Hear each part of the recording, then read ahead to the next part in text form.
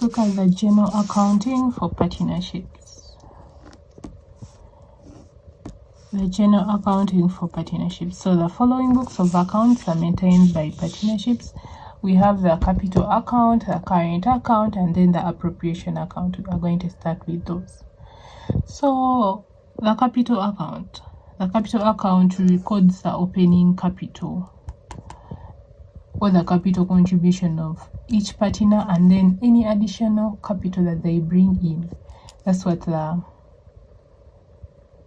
capital account does. Then it takes a form of either a fixed or a floating capital account.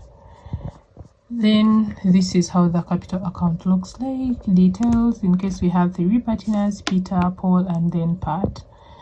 This is the debit side. Then the credit side, details, Peter, Paul, then Pat. So on the credit side, we have capital contributed and then additional capital. And that is it. Yeah, that is the capital account. Then we have the current account. The current account records the general transactions between the partnership and the partners, such as profits and losses shared, drawings, interest on capital, interest on drawings, etc. That is the current account. It records the general transactions between the partnership and the partners.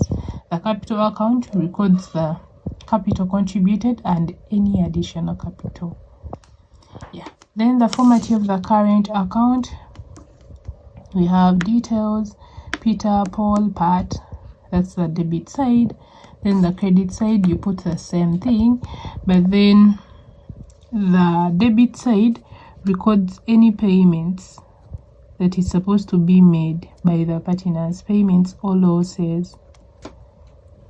Then this side records the receipts where the partners are receiving money, receipts or income by the partners.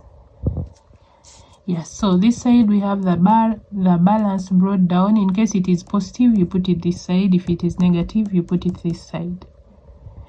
Then loan interest, when the business got a loan from a partner, so they're supposed to pay interest to the partner.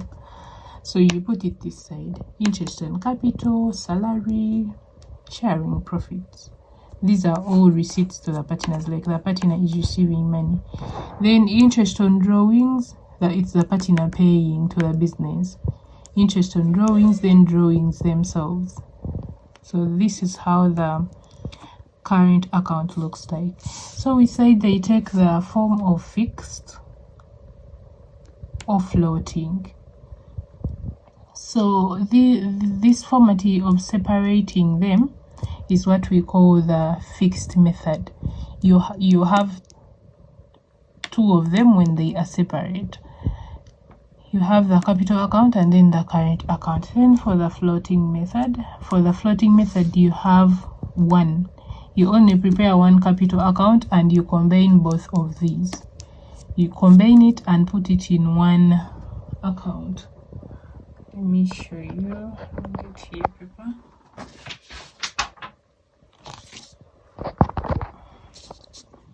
So for the floating method, floating or fluctuating, you only prepare 1 capital account. So you write details, Peter, Paul, Pat.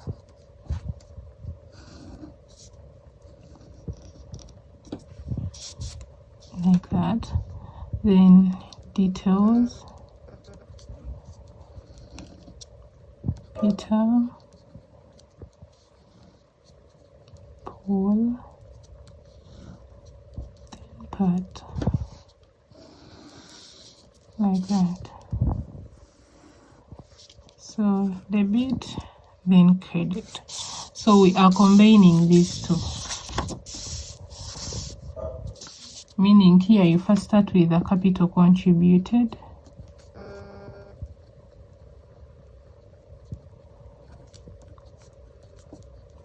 then any additional capital.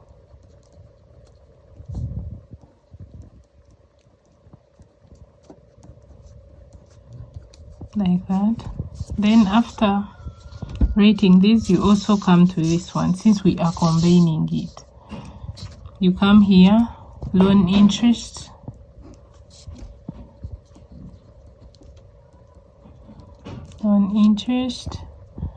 then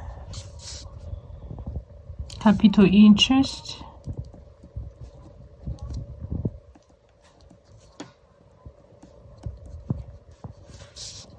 we have salary, then profit share,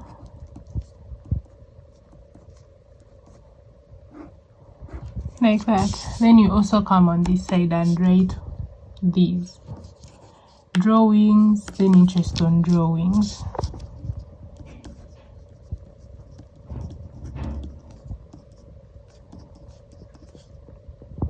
interest on drawings.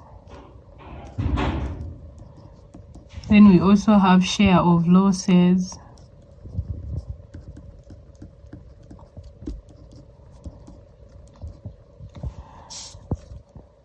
like that. So for the floating method, this is how the capital account will look like. You only draw one, but then for the fixed method, you draw both. You separate them. You separate the capital account and then the current account. Yeah, but most of the times it is the fixed method that is preferred because it separates the capital contributions of the partners and then the transactions between the partners and the partnership. So most of the times it's a fixed method that is preferred, but in case they ask for the fluctuating or the floating method, this is how it looks like. You just combine the other two.